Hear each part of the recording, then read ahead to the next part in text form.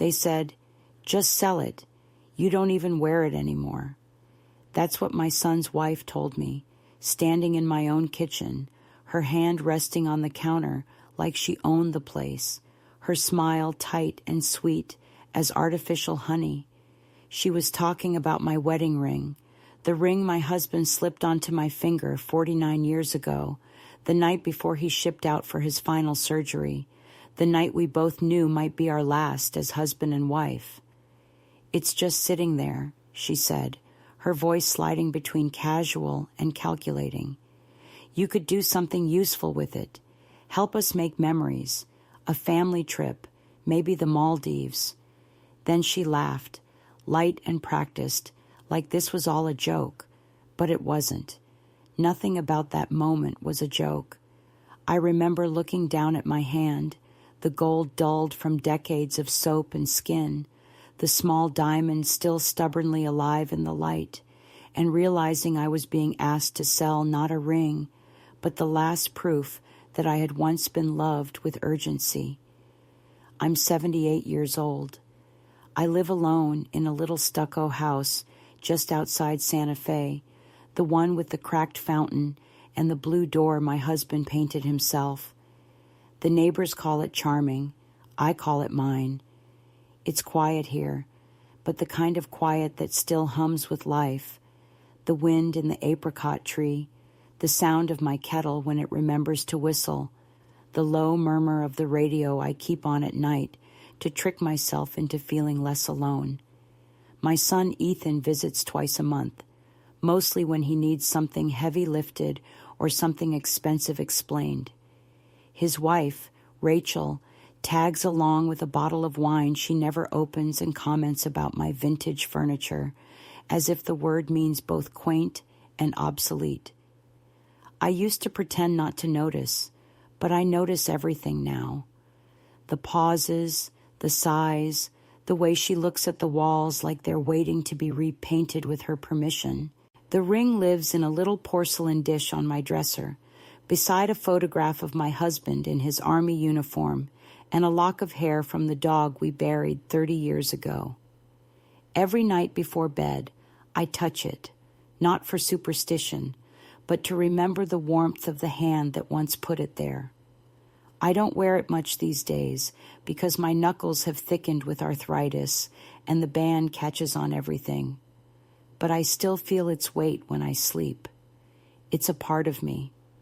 I thought everyone understood that until the day Rachel made her little suggestion, tilting her head just so, as if she were offering wisdom instead of insult.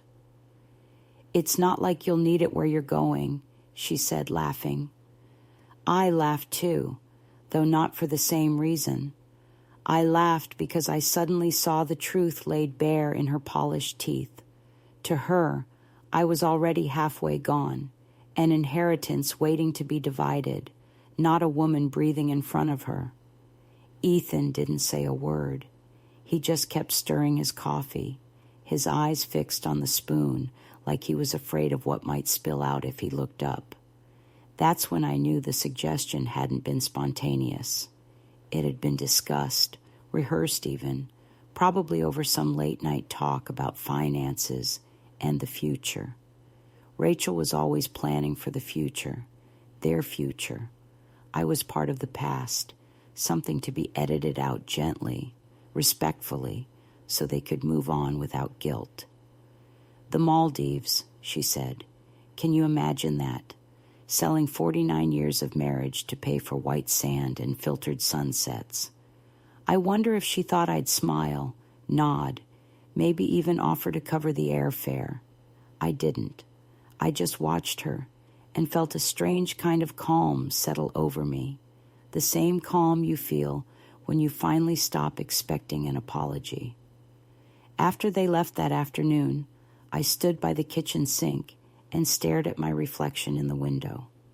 The desert light was unforgiving, showing every line, every memory etched into my face. For a long time, I thought those lines were proof of love, years spent cooking, working, forgiving.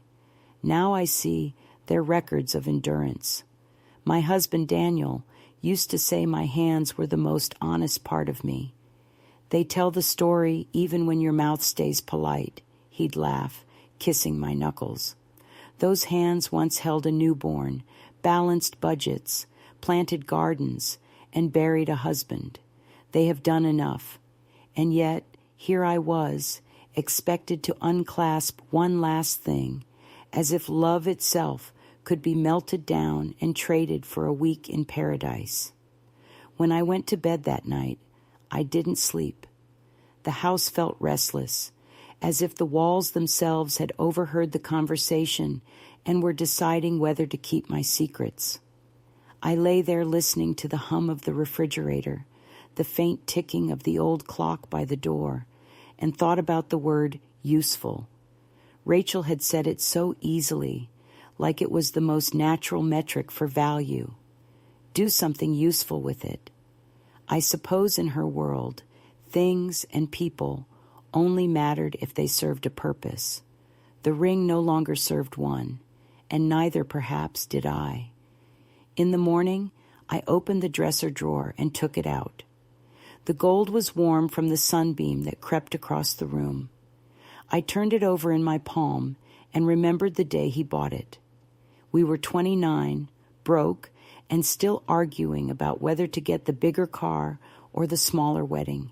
He picked the smaller wedding. We'll build the rest later, he said. He wasn't wrong. The rest of our life was built brick by brick, sacrifice by sacrifice, until it was strong enough to outlast him. When the heart attack came, sudden and cruel, the ring became my anchor. I wore it every day after that, not out of grief, but out of gratitude. It reminded me that I had once been someone's first thought in the morning, not an afterthought at brunch. People assume time softens loss. It doesn't. It just teaches you how to carry it without dropping anything else. So when Rachel made her request, I didn't feel shock. I felt the final confirmation of something I'd been suspecting for years, that love, in their language, meant transaction, convenience, control. I wanted to be angry, but the truth is, I was relieved. Relieved to stop pretending we were a family that still spoke the same emotional dialect. Later that day, I put the ring back in its dish and covered it with a handkerchief.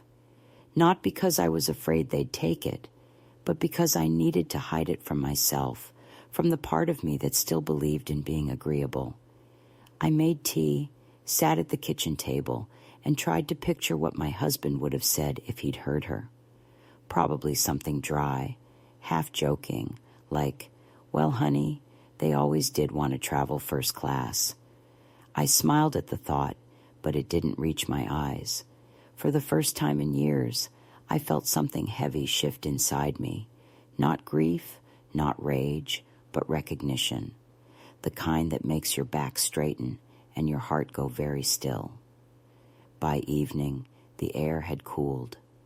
I stepped outside to water the geraniums, and for a brief second, I imagined taking the ring to an appraiser, not to sell it, but to know, to understand what it was truly worth, now that everyone else had reduced it to just gold.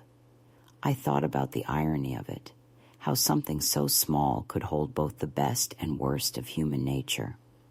I looked at the horizon, at the sky bleeding into night, and whispered to no one, "If they want to measure love in dollars, let's see how far their math takes them." The wind answered, dry and indifferent, carrying away the scent of wet soil and old vows. That's when I decided I wasn't going to argue. I wasn't going to defend my attachment or my memories.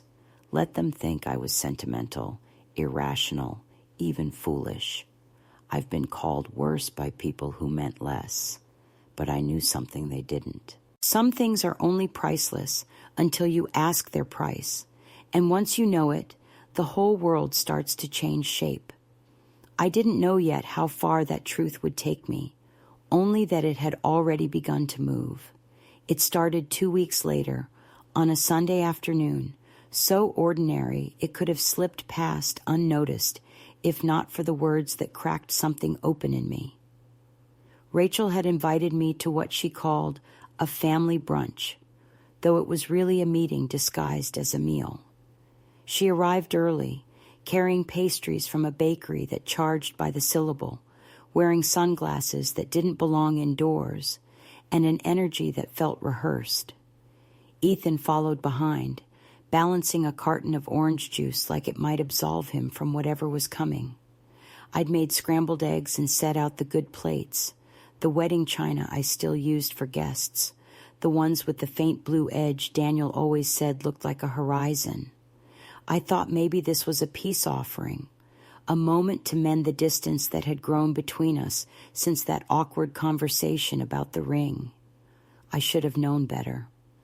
Rachel started in lightly, the way people do when they're circling prey, but don't want to spook it. She talked about how expensive everything had become, the flights, the hotels, the experience for the children. She said the word experience as though it were sacred, as if it could wash away the guilt of what she was about to propose. Ethan nodded occasionally, playing the role of a weary provider, his face drawn in that performative exhaustion men wear when they want sympathy instead of confrontation. I poured the coffee, listened, and said nothing. Then she sighed, all faux reluctance, and said, "We've been thinking, maybe you could help us with the trip. You know, make it a memory for all of us before," she trailed off delicately, "before things change." I looked at her over my mug. "Change?" I asked. She smiled as if I'd misunderstood. "Oh, you know, before you get too tired for long flights, before the kids are too grown to travel with their grandparents." She said grandparents, but she meant you. Ethan just kept buttering his toast. My stomach tightened, though I didn't show it. I'd learned long ago that the best way to see people clearly is to go still. Rachel's tone softened, but her eyes sharpened.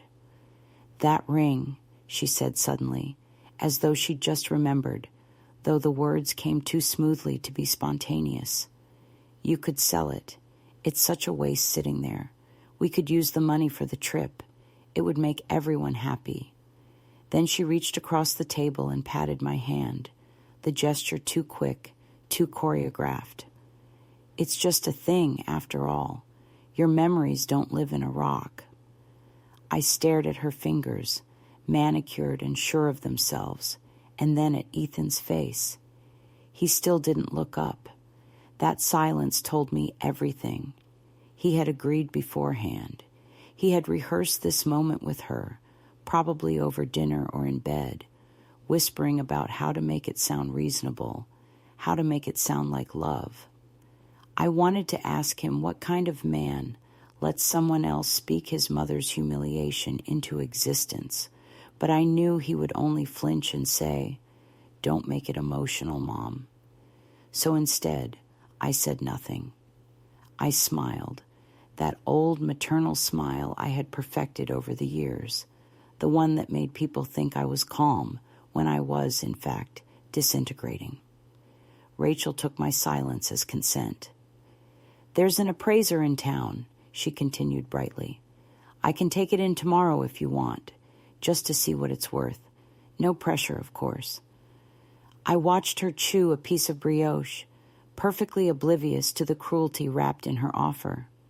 I thought of Daniel in the hospital, his hands cold but steady, whispering that I should keep the ring close, that it would remind me of the life we built from nothing. He'd worked 2 jobs to afford it, one of them at night, sneaking the payments so I wouldn't worry. When he placed it on my finger, he said, "You'll never need to pawn this. You'll already have everything you need." Now, all these years later, my son's wife wanted to turn that promise into plane tickets. I stood up slowly and took the plates to the sink. The sunlight hit the window in a way that made me squint, and for a brief second, I saw Daniel's reflection instead of mine, his gentle disapproval, his steady eyes. "You really think I'd sell it?" I asked, keeping my voice even.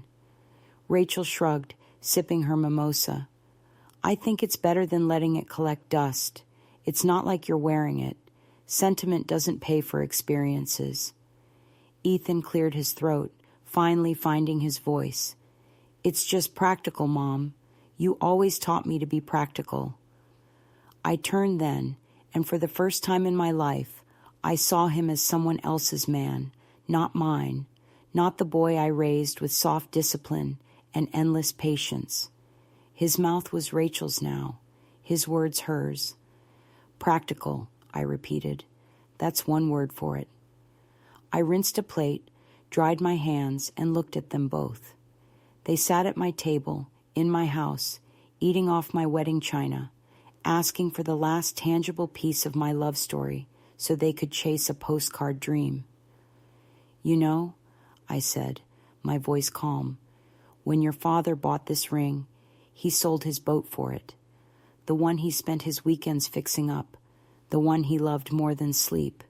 He said a ring should feel like a promise you can touch. Do you know what that feels like, Rachel? She smiled politely. I'm sure it meant a lot to you. It still does, I said, and that ended the conversation, or so I thought.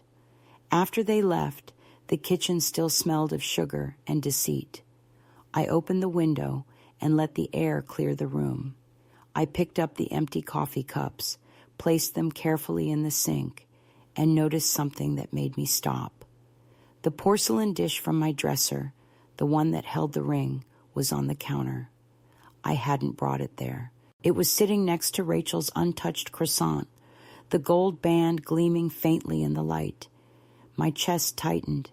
They had gone into my room. She had gone into my room.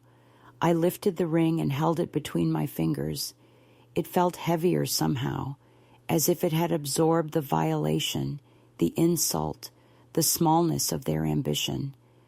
I put it back in the dish and carried it to my bedroom, locking the door behind me like a child hiding treasure from thieves. I sat on the edge of the bed and waited for my heartbeat to settle, the nerve of her, of them, to treat my life as currency. But under the anger was something deeper, colder, understanding. They didn't just want the ring. They wanted to strip me of the story it held, to turn what was once sacred into something liquid, divisible, forgettable. That night I called Ethan. He didn't answer. I left a message, short and polite. You left something behind, I said. A piece of yourself, maybe. I'll keep it safe until you remember where you came from. I hung up before my voice could crack. Then I sat in the dark for a long time, listening to the cicadas outside, their chorus steady, unbothered by human ugliness. The next morning, I did something I hadn't done in years. I got dressed before sunrise, put on Daniel's old jacket, and drove into town. The jewelry district was still quiet, the storefronts just opening, the sidewalks smelling faintly of coffee and dust. I found the small shop I remembered from decades ago, an independent jeweler, not one of those glossy chain stores where everything looks new and empty. The sign on the door read, "Appraisals by appointment," but the man inside looked up when he saw me. "You can come in," he said. His hair was white, his glasses thick, his voice gentle. I told him I wanted to know what my ring was worth, not because I intended to sell it, but because I needed to see the number that might silence them. He took it carefully, like it might bruise, and studied it under the light. For several minutes he said nothing, just turned it slowly, the magnifier glinting like a small moon. Then he whistled softly. "This is extraordinary," he said. "You know what you have here?" I shook my head. "It's an old European cut," he explained. "Very rare, especially in this condition. I'd estimate somewhere around 340,000, maybe more depending on the buyer." My breath caught. The number felt absurd, like something that belonged to another world. "Are you sure?" I asked. He smiled. "Positive. Whoever bought this knew what he was doing. It's not just valuable, it's sentimental craftsmanship. They don't make them like this anymore. On the drive home, I kept glancing at the ring on the seat beside me, gleaming faintly in the light. The absurdity of it made me laugh out loud, a sharp sound that startled even me. $340,000. Rachel wanted to trade it for sunburns and cocktails with umbrellas. Ethan wanted to call it practical. I gripped the steering wheel and felt something in me shift from grief to resolve. When I pulled into the driveway, the phone was already ringing. Rachel's number. I didn't pick up. I knew she knew. She must have seen the appraisal form in the mail or on Ethan's phone. I let it ring until it stopped, then picked up the receiver and held it for a moment, listening to the silence that followed. For the first time in years, that silence didn't feel empty. It felt like ownership of the ring, of the story, of myself. I placed the phone back down, slid the ring onto my finger, and whispered to the empty room, "You were right, Daniel. They don't make them like this anymore." I thought the number would quiet them, that a figure so blunt and undeniable would make them step back with a kind of sheepish awe, would restore the ring from trinket to testament, and return me, if not to reverence, then at least to the kind of respect people offer the unarguable. But the appraisal did what truth so often does when it lands in the hands of people who are used to bending facts into conveniences. It sharpened their hunger and softened their shame. And instead of retreating, they learned new ways to advance without appearing to move at all. The next morning, there was a brochure on my porch, tucked under the doormat, as if delivered by wind rather than by a woman who chose fonts for sport, a glossy spread of white beaches and a row of overwater bungalows that looked like commas in a sentence meant to lull a reader into saying yes, and on the back, in Rachel's round and careful script, a note that managed to sound both grateful and proprietary. If we book by Thursday, we can lock the rate. With your help, we could make it a trip of a lifetime for the kids. Think of it as turning love into memories. And below that, a doodled heart that felt like a signature forged from someone else's idea of affection. I left the brochure on the kitchen table and made tea, telling myself I would not dance to their tempo. Yet when the kettle sang, it sounded like a timer I hadn't set, counting down to a conversation I did not want to have. By noon, Ethan had called twice and texted once, not to ask how I was or whether I needed anything from town, but to see where we stand, a phrase he deployed whenever he wanted to pretend we were partners, negotiating a contract, rather than a mother and son trying to cross the small river that had grown between us into a gulf with a tidy footbridge called reasonableness. I did not answer, because silence is sometimes the only instrument left to a woman whose words have been discounted as sentiment before they've even found air, and I went about the afternoon the way I always do, rinsing fruit with care, straightening the tablecloth his father loved, checking the mail, which arrived heavier than usual, a thick envelope from a travel agency addressed to me as if I had already agreed, as if the act of seeing the itinerary might summon consent from thin air. Inside were sample dates and options for upgrades, and a polite letter that managed to mention accessibility and mobility in ways that clucked at my age without saying the word old. And when I turned the last page, a slip fluttered out like a small white flag, a pre-filled credit card authorization form with my name spelled correctly and the amount left blank in a gesture that pretended to be restraint while begging to be filled. I held it up to the light the way I used to hold up Ethan's drawings when he was little, trying to guess what he meant before he said it. And it struck me then that somewhere in the space between his first shaky crayon boat and this tidy form, he had decided that my love came with a ledger. The following days were a study in polite siege. Rachel did not call to press or plead outright, which would have given me a clean surface to push back against. Instead, she practiced a softer art, a drip of assumptions that tried to wear away my will without creating a scene she would have to own. There were articles forwarded for your interest about the benefits of travel for intergenerational bonding.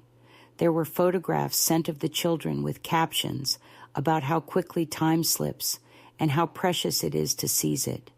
There was a group message titled Family Memory Project that included me by name but treated me as audience rather than participant. And threaded through it all was Ethan's new favorite refrain about practicality, about how he was trying to balance things and keep everyone happy, as if happiness were a tray of drinks, and I the only guest who refused to take my share. When I didn't respond, he tried different keys. He called after dinner and spoke in the gentle, over-articulated voice people use with the sick or the stubborn, telling me not to feel pressured, even as he outlined, in the careful language of reasonable men, how sensible it would be to unlock the value in items you don't use, and how converting a static asset into a dynamic experience would honor Dad's memory by keeping the family connected in a way he would have loved. And I listened to this elevator pitch dressed in filial piety and wondered when my son had learned to speak like a brochure. What I did not do was argue, because I have learned that to protest in the face of a narrative already rehearsed is to volunteer to be the villain in someone's play. So I watered the geraniums. I answered the neighbor's question about the weather. And inside the house, I practiced the kind of refusal that does not present itself as defiance, moving the ring from the porcelain dish to the little pocket in my sewing basket, not because I feared theft, but because I wanted it to rest where things are mended rather than where they are displayed. And at night, I began the small ritual of placing my keys and driver's license on the dresser where I could see them, a private reminder that I was still in motion, still licensed to steer my own days. In response, the pressure found new shapes. Rachel stopped addressing me directly and started addressing the idea of me to others, the way people speak at a prayer circle for someone they find difficult to love. A neighbor mentioned, in the tone of gossip dressed as concern, that she had heard I was overwhelmed with the responsibilities of the house. And did I know there were wonderful communities now where everything is handled so I could just enjoy. And when I smiled and said that handling things is how I enjoy, she blinked, surprised to find the person in front of her not matching the pamphlet version she'd been handed. Ethan, who had stayed mostly in the soft middle, slipped a little further toward the edges where ultimatums live. He brought up power of attorney once, not as a threat, he insisted, but as a safety net, because what if something happened? What if I had a fall? What if I forgot where I put important documents? And I nodded as if the words were air rather than fishhooks, and I remembered the years I spent filling out his field trip forms and triple-checking the permission slips in his backpack so he would not miss the bus to the aquarium. And I thought, as calmly as I could think it, that if a fall was what it took to send a woman into custody, then most of the women who built this town would have been locked away by 40. He shifted then to the language of fairness, asking whether I wanted the children to grow up learning that resources should sit unused while families struggled to build memories. And I answered as evenly as a seam that children learn what they live, that if they live around people who treat history as junk drawers to be emptied for convenience, they will remember that most of all. He didn't like that, so he tried silence for a day, which used to frighten me when he was young, because it meant I had to guess where the hurt was. But now I understood it as only one more tactic in a playbook that did not fit the shape of my life. Little indignities arrived as if by accident and stayed as if by right.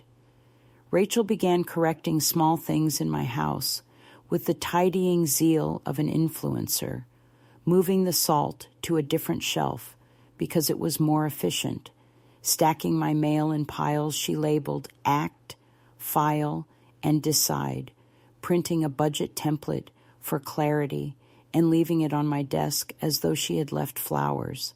And each time I moved things back, she smiled indulgently and said, "We're just trying to help," the we elastic enough to include my son when she wanted backup and small enough to exclude him when she wanted to seem like an ally. And I learned to recognize, in the sunlight of my own living room, the weather patterns of people who believe that assistance is a form of possession. Invitations began to arrive that were not quite invitations, like the group reservation at a restaurant I do not enjoy for a pre-trip celebration, with a note that the menu was already set and the cost already divided, and the day I declined politely, explaining I prefer to eat at home. Rachel responded with a cascade of heart emojis, followed by a pointed, "We'll miss you," then posted a photograph later of clinking glasses with the caption, "Family comes first," and I sat on my porch in the cool dark and let the words pass by me like a car I would not flag down. One afternoon, while I was in the back garden resetting the stakes for the tomatoes that had grown unruly after a week of surprising rain, a white SUV idled in front of the house longer than a car should when it isn't lost, and a woman in a crisp polo stepped out with a clipboard held to her chest like armor, introducing herself as "with the clinic," and here for a quick wellness check, because a concerned relative had mentioned I'd seemed confused lately and might benefit from some community resources. And I looked at her kind face and her tidy shoes, and I heard the tremor under the script, because she did not want to be used like this any more than I wanted to be visited like this. And I gave her cold water and a chair in the shade and asked her about her mother. And by the time she left, she had given me a list of programs I did not need and a look that said she understood which of us was being assessed. That night, I put the ring back on its chain and wore it under my blouse to bed, not as surrender, but as a stubborn whisper to myself that memory can be a blade when you need it. When Ethan finally came by alone, he walked through the door with the hesitance of a man entering a sanctum he used to own, and to his credit, he did not look at the drawers or the dish or the sewing basket. He looked at me, but even that felt like a rehearsal, his mouth already shaped around the phrases he planned to lay gently before me like offerings. And I listened to him explain how the kids were disappointed and how Rachel was hurt by my reluctance and how he was caught between the woman he loved and the mother who raised him. And he asked me to be the bigger person in a tone that suggested I had always been bigger and that perhaps it was now inconvenient. And when I did not relieve him of his discomfort, he reached for my hands and told me he worried about me driving at night, about me managing the house, about me becoming isolated. And I realized in that moment that my competence had become his currency, that he would spend it either way, cashing it in to keep me where I am until he could not imagine the house without the ring, or discounting it to move me somewhere softer until the house could become a staging ground for the life he wanted to perform. I did not give him the scene. I made him tea, and we sat with the weather report murmuring from the radio. And when he left, he kissed the top of my head like a boy on his way to school, and I watched him drive away and felt the peculiar loneliness of a woman who knows the next part will require a different kind of silence. The escalation was not a cliff. It was a tide, each small wave licking a little higher up the shore, erasing footprints I had not thought were at risk. And as the days tipped toward the week, I understood that what they wanted was not only the ring's shine or its number on paper, but the capitulation that would certify me as pliant, the little signature at the bottom of a blank line that would allow them to tell the story later without the bother of my inconvenient memories. So I started to tuck my papers where I could lay eyes on them without searching. I began writing dates on a calendar in ink rather than pencil. I copied the appraisal and put it in an envelope marked simply truth, and I placed it in the freezer under the bag of peas because I liked the joke and because sometimes a woman wants her facts kept cold. And at night, I let myself imagine, not yet a counterstroke, but the beginning of one, a small pivot, a quiet test of how much of me remained unpurchased.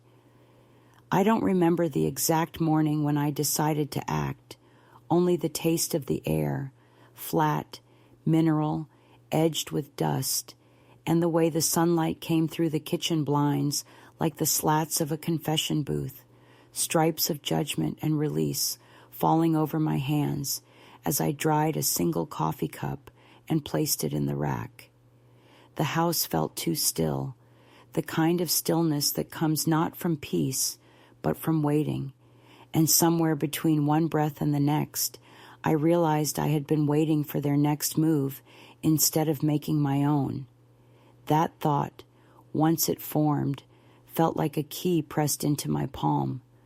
I had lived my whole life around men and women who mistook my patience for surrender, who called my endurance quiet strength when it served them and passive stubbornness when it did not.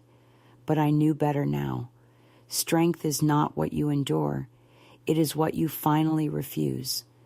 I dressed carefully, not to look respectable. At 78, I have already paid my dues to that illusion, but to feel armored in my own history. A cotton blouse, navy slacks, Daniel's old silver watch that still ticked 3 minutes slow. I put the ring on its chain around my neck, tucked it under the blouse where it rested just above my heart, and drove toward town. The road from my house winds along the edge of the desert, where the earth is the color of old copper, and the horizon looks like a promise you keep meaning to believe. I hadn't driven that early in months. The radio caught the end of a local sermon about repentance and resilience, words that chased one another until they lost meaning, but one phrase stayed with me. A burden shared is still a burden, only heavier if the hands that take it don't mean to carry it. I nodded to the voice, an unseen stranger who had somehow distilled my entire marriage, motherhood, and the aftermath of both into one neat sentence. The jewelry district was waking up when I parked. The appraiser who'd valued my ring had mentioned another office nearby that handled legal evaluations for estate purposes, so that's where I went. I expected a sterile place, all glass and chrome, but the building was old adobe with crooked window frames and the faint scent of cedar in the hall. The woman at the front desk was about my age, her hair a careful storm of silver pinned in place with a pencil. When I explained what I needed to understand how ownership, inheritance, and liquidation actually worked, she didn't blink. "You'd be surprised how many mothers come in asking that question," she said, and led me to a small office lined with binders that looked heavy enough to anchor the truth. Her name was Gloria, and she had the calm eyes of someone who had seen enough betrayal to stop being shocked by it. We spent 2 hours going over documents I hadn't looked at in years. My deed, my will, the joint accounts that had quietly stayed joint, even after Daniel died, because I'd never seen the point of changing what already worked. Gloria walked me through it all, slow and deliberate, the way nurses explain medicine to patients who already suspect the diagnosis. When she asked about my next of kin, I hesitated, then said Ethan's name out of habit more than certainty. "You can revise that," she said softly. "Blood doesn't outrank intent. Who do you trust to honor your story?" The question landed like a stone in still water. I thought of Nina, my granddaughter, who wrote me letters in looping handwriting full of questions about recipes and family secrets, the only one who still called to ask how I was instead of what I had. "Her," I said. "She's the one who listens." Gloria smiled. "Then write her in. Paper listens better than people." When I left her office, the sun had moved higher, bleaching the sky into that merciless white that makes everything look the same. I walked down the street and stopped at a cafe I hadn't visited in years, ordered coffee and a slice of lemon pie, and sat by the window where I could see the traffic glide by like an unbothered river. For the first time in months, no one was watching me. The quiet tasted almost reckless. I pulled out a notebook from my purse, the same one I'd been using for grocery lists and notes to myself about bills, and on a clean page I wrote, "Things I still own outright." Under that, I listed not the obvious, house, car, accounts, but smaller, stranger possessions, my handwriting, my recipes, my late-night thoughts, the story of the ring, the memories that can't be taxed or transferred. The list grew longer than I expected, and when I looked at it, I laughed, quietly but sincerely, because it felt like rediscovery rather than inventory. The cafe was nearly empty, except for a young man reading a newspaper 2 tables away. When I stood to leave, he smiled and said, "You dropped this," handing me the pen that had rolled from my table. His politeness startled me. People rarely notice small things anymore. "Thank you," I said. "You write the old-fashioned way," he added, nodding to the notebook. "That's how things last," I replied, and he grinned, probably thinking it was a joke, but I meant it. Everything written by hand survives a little longer. On the drive home, I passed the small courthouse at the edge of town, and on impulse turned into the parking lot. Inside, the air was cool and smelled faintly of paper and disinfectant. A clerk behind the counter looked up and asked if I needed help. "I'd like to know how to set up a living trust," I said. She handed me a packet thick with forms. "If you need help filling it out, there's a free legal clinic on Wednesdays," she said. "You just have to sign up." I took the packet, thanked her, and walked out feeling something close to exhilaration. For the first time since Daniel's death, I wasn't reacting to life. I was directing it.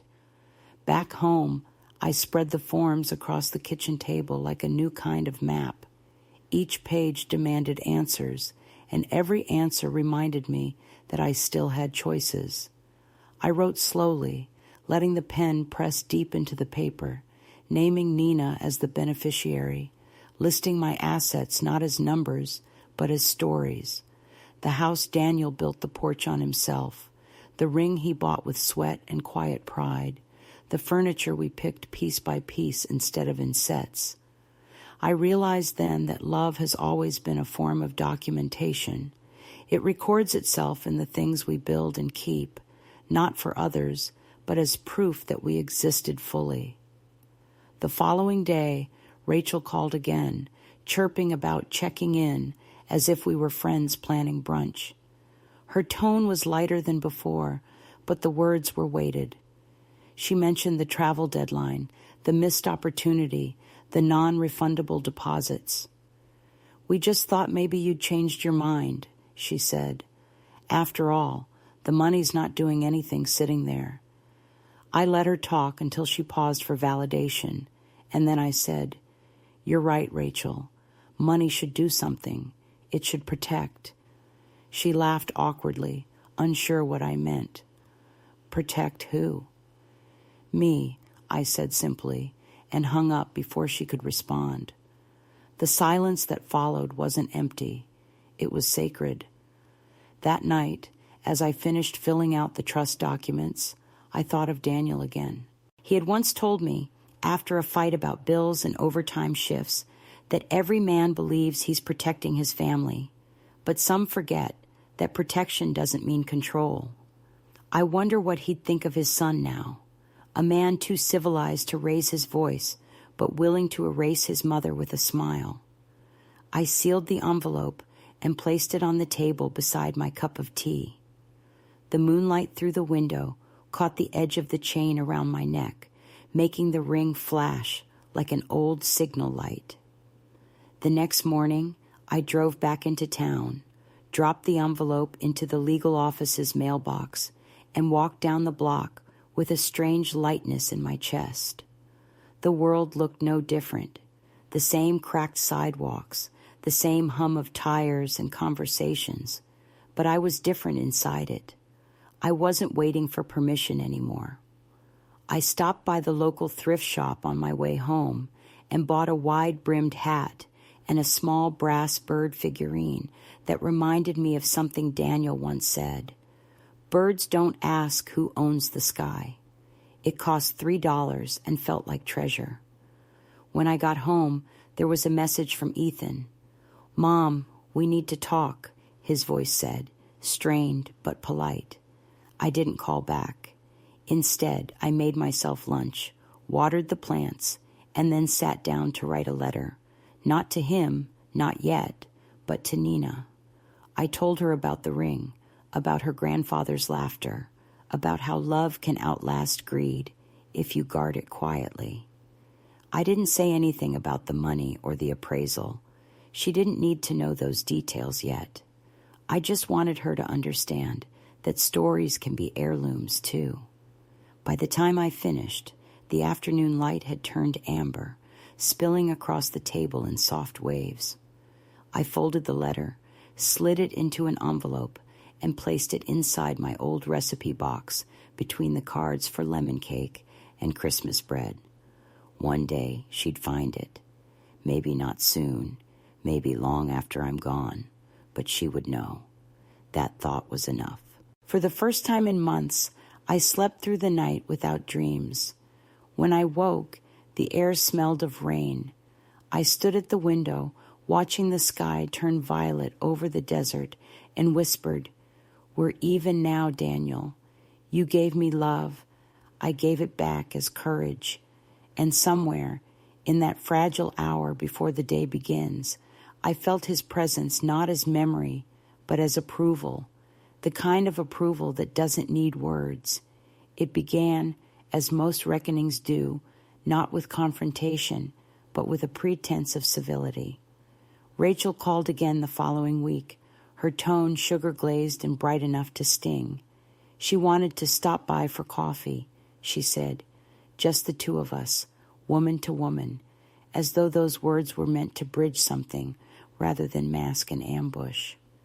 I said yes, because I wanted to see how far she would go, how practiced her sincerity had become. When she arrived, she brought croissants in a white paper bag and the faint smell of expensive perfume that tried too hard to announce sophistication. I made coffee in my chipped blue pot, the one Daniel had bought at a roadside market 30 years ago, and we sat across from each other at the kitchen table where this entire quiet war had begun. She started with compliments, how she admired my resilience, how she hoped she'd still be so sharp and independent at my age, how the children loved me. Each line landed like a feather concealing a hook. I stirred my coffee slowly, letting the spoon clink against the porcelain, the sound deliberate enough to make her lose her rhythm. Finally, she sighed and leaned forward, the performance of sympathy softening her face. "I heard you've been to see a lawyer," she said, and I smiled because I had been waiting for this moment. "Word travels fast," I replied. "In a small town, everything does," she said. Ethan's just worried, you know. We both are. He says you've been acting distant.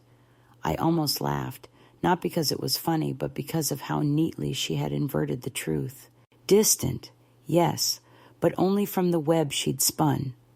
She continued talking, her voice calm, but her eyes restless, the way people look when they're performing concern, but searching for confirmation of gossip. We just want to make sure everything's in order. I mean, if anything ever happened to you, it would be such a burden to sort things out without knowing where everything stands.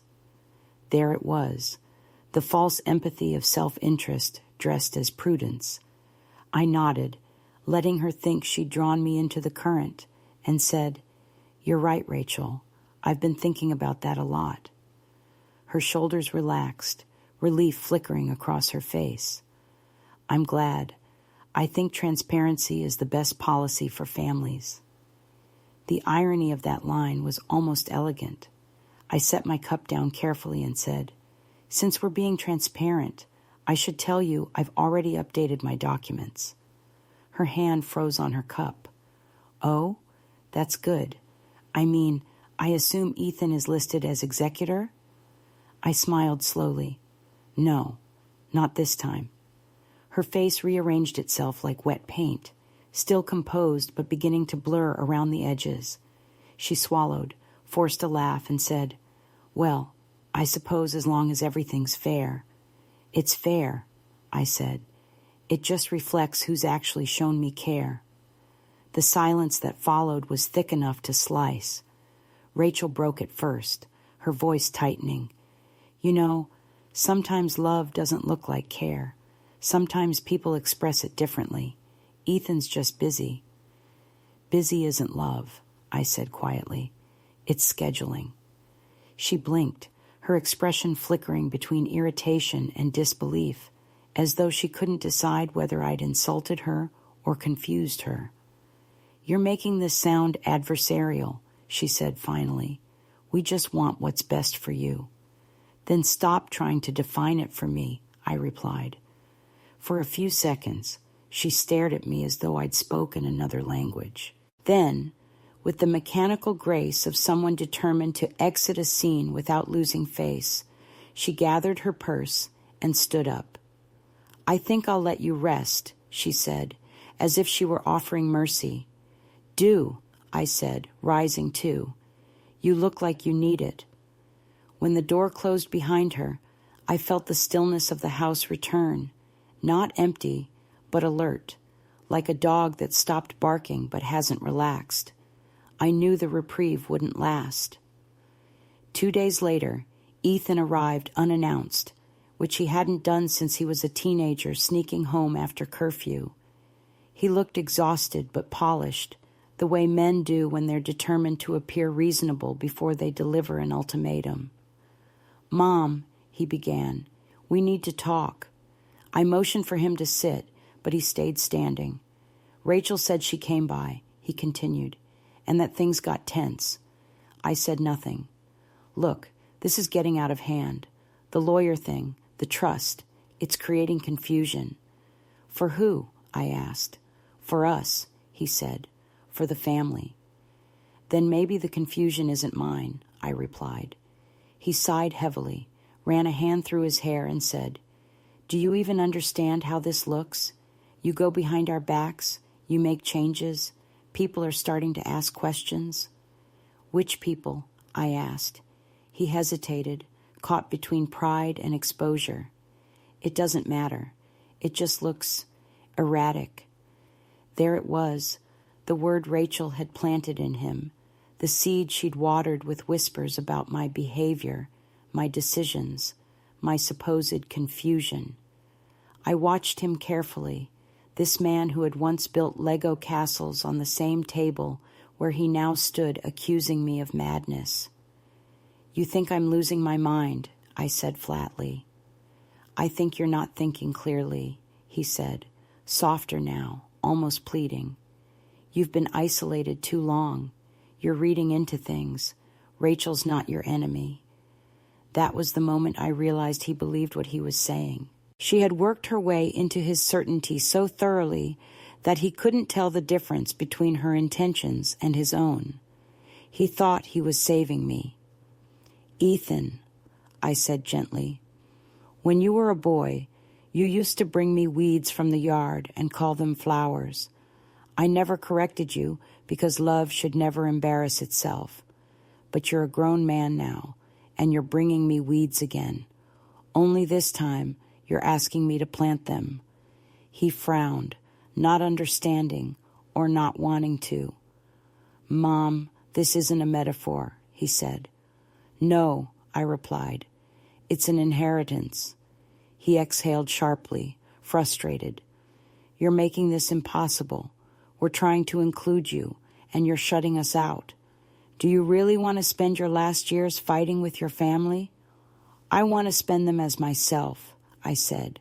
His jaw tightened. "Fine, but don't expect us to keep walking on eggshells." "You're the one who brought the shells," I said quietly. That ended the conversation. He left without another word, slamming the door hard enough to rattle the glass. The days that followed blurred together, an uneasy quiet punctuated by small signs that the conflict had moved from persuasion to pressure. The mail started arriving opened, though the carrier swore he hadn't touched it. A woman from a senior care agency called to confirm an evaluation I hadn't scheduled.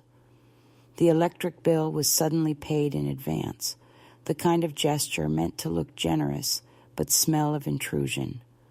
I began keeping notes, dates, times, small observations, in a lined notebook. Not because I planned to accuse anyone, but because writing it down helped me see the pattern forming, a slow tightening of invisible hands around my autonomy. Then came the incident with the bank.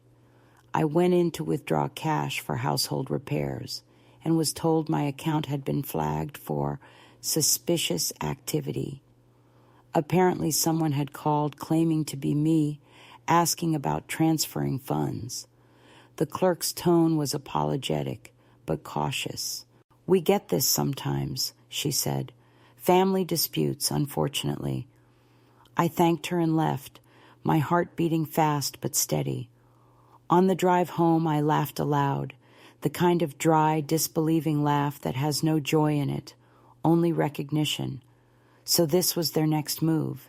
If they couldn't persuade me, they'd paint me as unfit to manage my own life.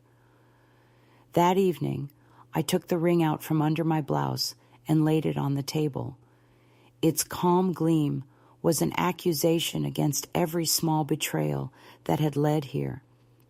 I thought of Daniel's hands, rough from years of work, sliding the band onto my finger, and how certain I had been then that love was armor enough against the world's intrusions. I was wrong. Love fades, but possession lingers. I placed the ring back on its chain, not as jewelry, but as evidence. When the next Sunday came, I went to church for the first time in months.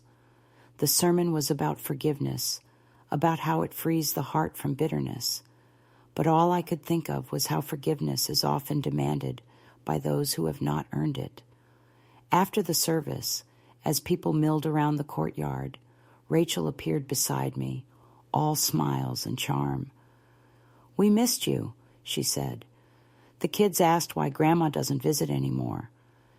"Maybe because Grandma doesn't enjoy being managed," I replied lightly. Her smile didn't falter, but her eyes flashed. "You've really changed," she said. "You used to be so gentle." "I still am," I said, "just not toward disrespect." She leaned closer, her voice low enough for only me to hear. "You're making things very difficult, Martha. You think you're protecting yourself, but you're ruining relationships." I looked at her, steady. Relationships that require ruin aren't worth keeping. She straightened, her mask sliding back into place. "I'm sorry you feel that way," she said, the universal anthem of polite cruelty. Then, smiling for the onlookers, she added brightly, We'll talk again soon. I watched her walk away, her heels clicking against the pavement like punctuation marks in a speech only she understood. That night, I dreamed of Daniel, sitting on the porch with a glass of lemonade, the way he used to in the summers before his heart gave out. In the dream, he said nothing, just looked at me with that quiet half-smile that meant he was proud. When I woke, there were tears on my pillow, but they weren't from grief. They were from relief, because I finally understood. I wasn't fighting for the ring, or for fairness, or even for justice. I was fighting for the right to remain whole, while others tried to turn me into fragments. The next day, I called Gloria, the lawyer, and told her I wanted to finalize the trust immediately. She agreed to meet that afternoon. As I signed the final papers, I felt the kind of peace that only comes after months of holding your breath. "You're sure about this?" she asked. "Absolutely," I said. "I've been sure since the day someone called my love a liability." She nodded, stamped the document, and handed me a copy. "Then you're protected now. But peace, I've learned, never arrives unaccompanied. When Ethan found out how, I'll never know, he showed up again, this time furious. He accused me of betrayal, of manipulation, of letting outsiders poison me against my own blood. "You've turned your back on your family," he said. "No," I told him. "I've turned my face toward the truth." He stood there shaking, then said, "Do you even hear yourself? You sound paranoid." "Paranoid people imagine threats," I said. "I've simply cataloged them." He stared at me for a long moment, as if searching for the mother he remembered, and when he didn't find her, he left without another word. The silence after his departure felt different this time. Not anxious, not lonely, but cleansing. I knew there would be more waves, more accusations, more attempts to make me doubt my own steadiness. But I also knew that every choice I'd made had shifted the balance. They could no longer reach me through guilt or fear.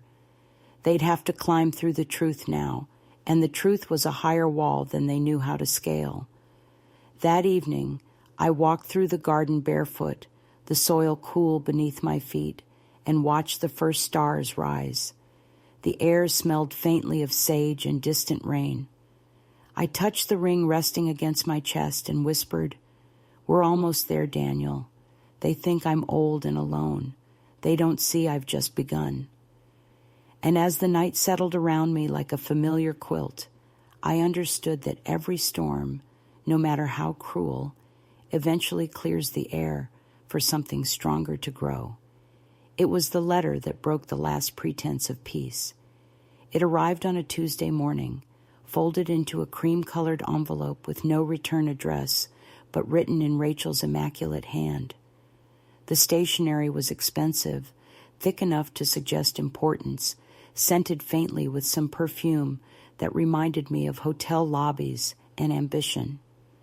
I sat by the window before opening it, knowing already that whatever waited inside had been written not to inform me, but to declare something, ownership, warning, or both. The first line confirmed it. "This is not what we wanted to come to, but you've left us no choice." The letter went on to explain, in the clipped tone of someone rehearsing dignity, that Ethan and Rachel had spoken with an attorney about options to ensure my well-being, since I was making concerning financial decisions and creating unnecessary risks for the family estate. I read the words twice, then once more aloud, the way one reads a diagnosis they don't quite believe. Family estate. The phrase almost made me laugh. Everything I owned had been built on late nights, cheap tools, and the patience of two people who believed in small things done right. And now, to them, it was an estate, something to be managed, extracted, and guarded from its own maker. I folded the letter carefully, smoothed it flat on the table, and realized my hands weren't shaking. Not this time. There's a kind of stillness that comes when fear finishes its work and leaves behind only clarity, like the silence after a storm when every object is still dripping but intact. I brewed coffee, poured it into Daniel's old mug, and took it to the porch. The air smelled of dust and mesquite. Somewhere down the road, a dog barked, the ordinary world going on, unbothered by human betrayals. I sat there for a long time, tracing the mug's handle with my thumb, thinking of how many times I'd held back to preserve peace, how often I'd chosen silence because I mistook it for love. But peace kept by surrender isn't peace, it's paralysis. By noon, I'd decided what to do. The plan wasn't grand or theatrical. It was precise, almost surgical. I took out the folder Gloria had given me with copies of the trust, the appraisal, and the notarized amendments. I reread each page until I could recite them from memory. Then I drafted a new letter, short, direct, and written in my own hand. It began with, "To whom it may concern," because I didn't know whether it would be read by Rachel, Ethan, or the lawyer she'd borrowed for her crusade. I wrote that all decisions regarding my property were made in full capacity and legal consultation, that any attempt to interfere would constitute harassment and coercion, and that copies of all relevant documents were secured with my attorney and a secondary party. That last part was only half true. I hadn't yet created a secondary deposit, but I would. Before sealing the letter, I added one more line, not for legality, but for honesty. Love without respect becomes entitlement. I will not fund my own erasure. I folded it, slipped it into an envelope, and addressed it to Rachel's name. Ethan's absence was intentional. I wanted her to read it first, to feel the weight of what she had unleashed. I drove to the post office, mailed it, and then, almost without thinking, turned left instead of right on the way home, toward the edge of town where the jewelry appraiser's shop stood. When I stepped inside, the man looked up from his counter, surprised but pleased. "Back again, Mrs. Ellis?" he asked. "One last favor," I said. "I'd like to sell it." He blinked, uncertain. "The ring?" "Yes." "Are you sure?" "I'm certain." He hesitated, then nodded, pulling out forms. "You could get a very high price," he said. "It might take a few days to find the right buyer." "That's fine," I said, "as long as it's not local." He studied me for a moment, perhaps sensing that this sale was not about need, but about liberation. "I'll handle it discreetly," he said. "You'll get the funds directly wired." I thanked him and signed where he pointed, the pen moving steadily across the paper. As I handed over the ring, I felt not grief, but a strange, buoyant calm. The gold was warm from my skin, the diamond catching one last flicker of afternoon light. "It's beautiful," he murmured. "It was," I said. "Now it's useful." Driving home, I kept my eyes on the road, on the desert stretching wide and relentless.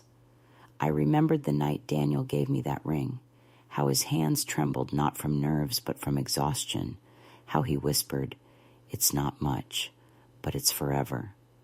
I had believed him, and in a way he'd been right. Forever doesn't mean endless. It means unerasable. Selling it didn't diminish what it symbolized. It completed it. Love had become survival, and survival was now mine alone to define. 2 days later, Rachel called, her voice raw with fury, dressed as disbelief. "You sold it?" she demanded. "You actually sold it?" I let her words hang for a moment, then said, "I converted it." "Into what?" "Freedom," I replied. There was a long pause before she found her tone again, brittle and controlled. "You're being vindictive," she said. "You're throwing away history." "No," I said. I'm reclaiming it. She exhaled sharply. Do you even understand what you've done? Ethan's devastated. Ethan, I said, is finally learning that actions have cost. I hung up before she could answer. For the rest of the afternoon, the phone rang again and again, but I didn't pick up. By evening, the calls stopped. When the sun set, the sky turned the color of rust, and I sat by the window, watching it bleed into night. I poured myself a glass of wine, something I hadn't done in years, and toasted the silence.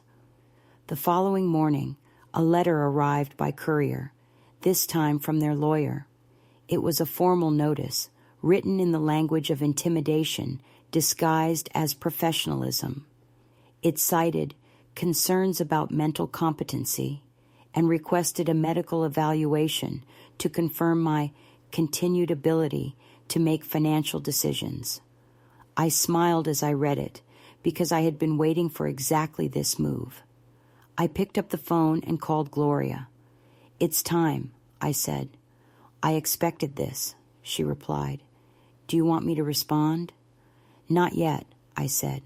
I want to deliver something first. That afternoon, I drove to Ethan's office. He looked startled when I walked in, holding the manila envelope against my chest like a shield.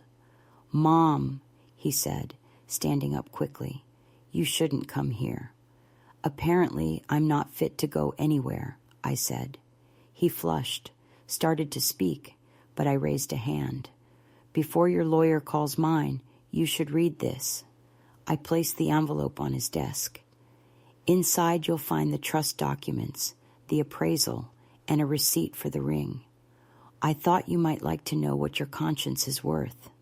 $342,000 to be exact. He stared at me, pale. You sold it? He whispered. Yes, I said. I sold the symbol you wanted to own.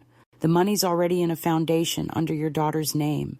It will fund her education, her independence, things she might actually value when she's old enough to understand what integrity costs. His mouth opened, but no words came out. You don't get to call this betrayal, I said softly. You were the one who wanted to measure love in money. I just gave you the calculation. For a long moment he said nothing. Then he sat down, covering his face with his hands. His voice, when it came, was quiet, almost boyish. Why did you have to do it this way? Because, I said, you stopped hearing me any other way. He looked up, and for the first time in months, I saw something real flicker across his face. Not anger, not shame, but a confused kind of grief. Rachel's going to lose her mind, he said. Then she'll finally know what mine felt like, I said, and turned to leave. Outside, the air was bright and dry, the kind that erases all scent. I walked slowly to my car, feeling the weight lift with each step. When I reached home, I found an envelope under the door, Rachel's handwriting again, but this time in jagged haste. I didn't open it.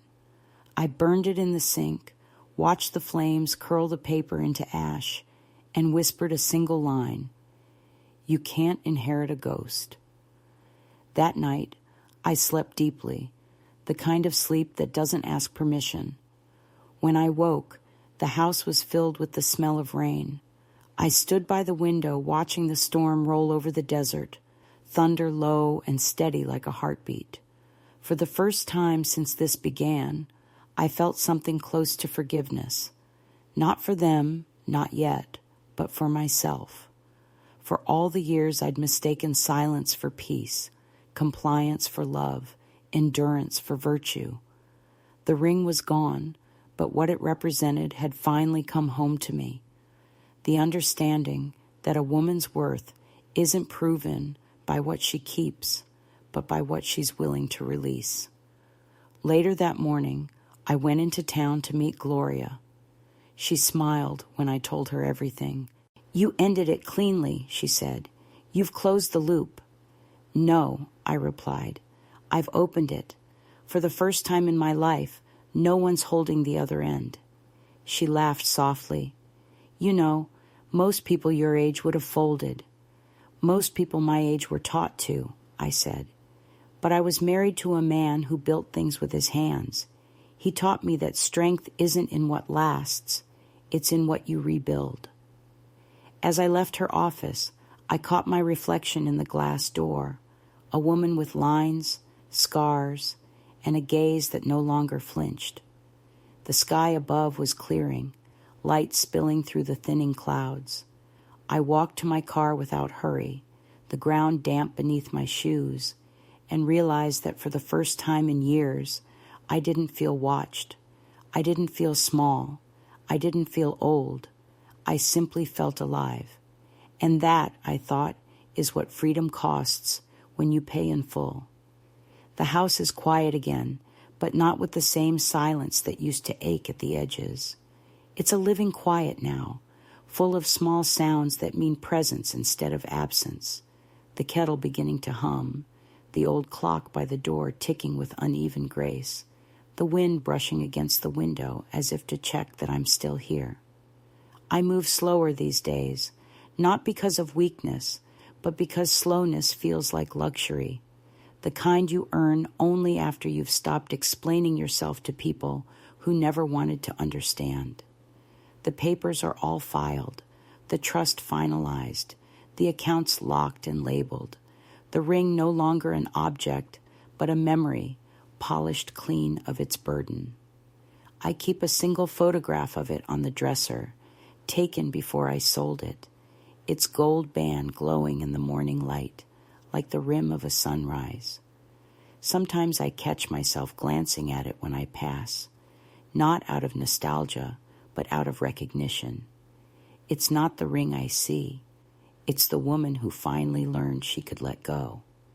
Ethan hasn't come by since the day at his office. The silence between us has stretched into something permanent, a cord cut rather than merely loosened. At first, I waited for his call, for the apology that would mean he'd finally understood, but days turned into weeks, and then one morning, I woke up realizing that I no longer needed it. Apologies are currency between equals, and I've outgrown that exchange. Rachel, from what I hear through the thinning vines of gossip, has turned her anger into a kind of martyrdom, telling friends about the ungrateful mother-in-law who lost touch with reality, who chose pride over family. Let her. Every villain needs a story to survive. I've stopped auditioning for the role they wrote for me. Sometimes I see Nina.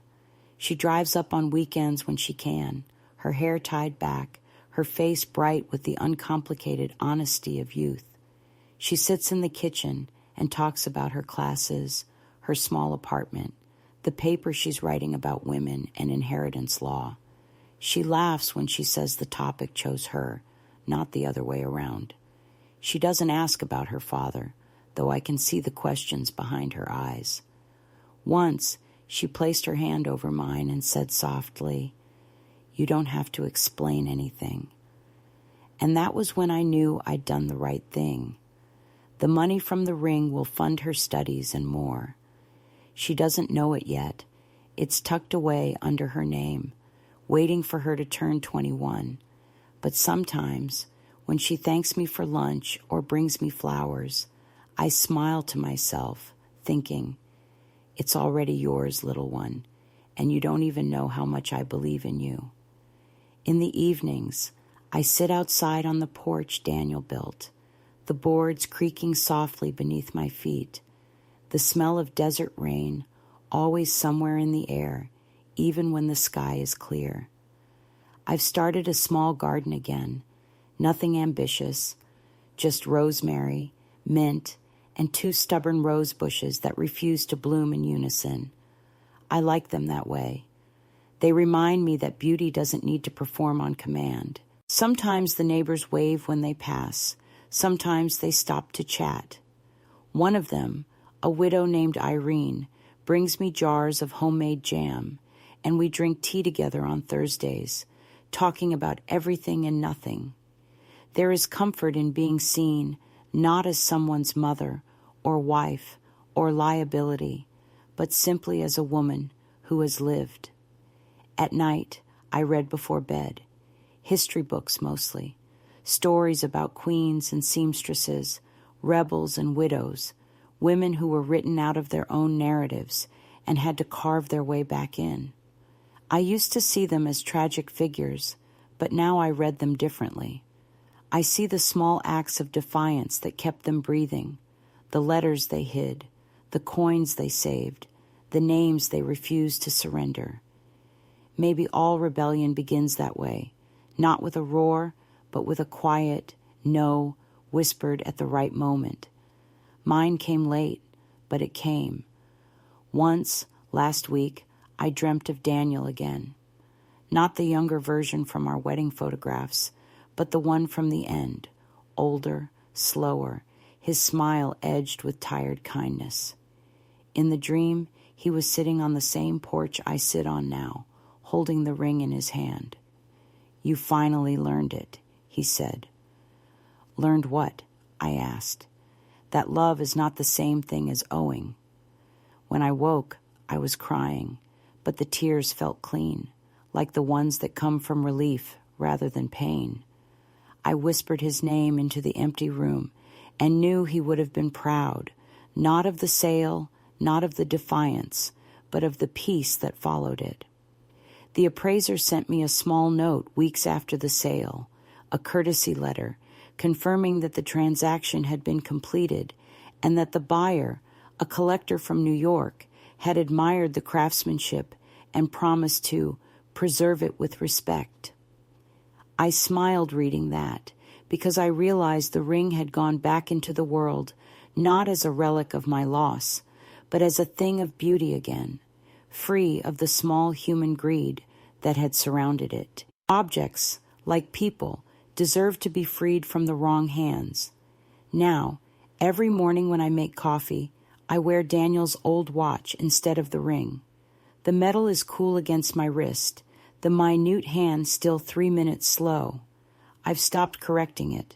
It feels right that time should lag a little behind me, as if honoring all the moments I once lived for others. I write letters sometimes, long, meandering ones that I may never send, to women I've known, women who still whisper their anger into folded napkins or bite it back at dinner tables. I tell them that silence is not grace, that endurance is not love, that peace bought with obedience always comes due. I tell them that freedom might feel like loss at first, but it's really just space, space to breathe, to rebuild, to belong only to yourself again. There's a sunset most evenings now that seems to linger a little longer over the ridge, as though the sky itself is reluctant to turn away. The light spills across the kitchen walls, turning everything gold, the plates, the jars, the framed photo of Daniel laughing beside the old truck. I watch it until it fades, then close the curtains and feel no emptiness in the dark. I used to fear solitude, thinking it meant invisibility, but I see now that solitude can be a kind of applause, quiet, steady, acknowledging the fact that you survived everything meant to diminish you. If Ethan ever decides to come back, I'll open the door. I won't scold or forgive. I'll just listen. He's still my son, but I've stopped being the soft place where everyone else lands. Maybe one day he'll understand what that means. Maybe he won't. Either way, the story has already shifted. The ending is mine now. When people ask if I miss the ring, I tell them no, because the truth is, I didn't lose it. I translated it. It became a promise made flesh again, only this time the promise was to myself. That's what they never understood, that the worth of a thing isn't measured in money or memory, but in the dignity it returns to you once you stop letting others define it. And as I sit here tonight, the desert wind moving gently through the open window, I think of all the women like me, those who've been called difficult, sentimental, unreasonable, women who've carried their histories in silence because the world told them their stories were too small to matter. I want to tell them, it's not small to protect yourself. It's not selfish to reclaim what's yours. It's not cruel to demand peace on your own terms. I pour one last cup of tea, the steam curling in the lamplight, and say softly to the empty room, it wasn't the ring they wanted, it was my vanishing. And then I smile, because I didn't vanish. I'm still here, quiet, unbought, and finally, gloriously free.